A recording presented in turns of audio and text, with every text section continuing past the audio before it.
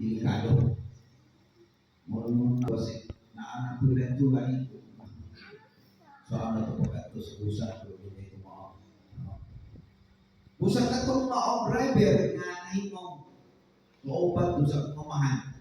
Mo tigdasig sa akong pamahan ito sa simple sa una. Ang malagad sa Ginoo kay kay puso sila. Nabaos ng paniyal na bawat sa driver sa laki. Nahulog ang dako na sakyanan sa tulay. Limang ka, duha ka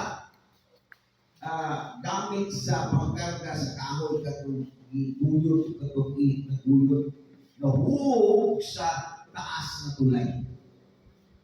Nakaingon sila nga di nagkimubuhin ang katong driver na si Stanislaw.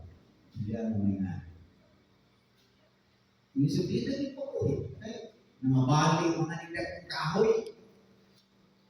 Nagko na kahoy, dili ka po. Namabali mga nilag ng kahoy na boom dito sa hapon na tulay. Pero katingadaan, milagro ng Ginoo, matupos na kita na ang tao na dito sa babaw sa bato na naghapa, mawak namin kayo silang patay yun. Pero di ay lihok o itintog na dahil sa iyo. Buhay siya. Muna nga, usay talag sa mga tunungan. Usay, na ipanahon ng budaya ka na gusto na ito, maway mga pangitabo. Pero katuloy dahil siya nga na ipangitabo. Kung sa dunay panahon dahil nga sa dunay mga pangitabo, isang panining atong mabot karon ng mga panahon na kita anak na na nila mabot ni atong dahil yung tasgira. Di na, may mo na ito ha, malikay na, magulang-gulang ka, magdumugtas pa, ay, ito na ilang pagampo. Ginoo, ilikay, Ginoo, ay, kamot, Ginoo, kamot, ano man? Utong pa mo kinapalay, maglino, kung alang-alang ang relasyon.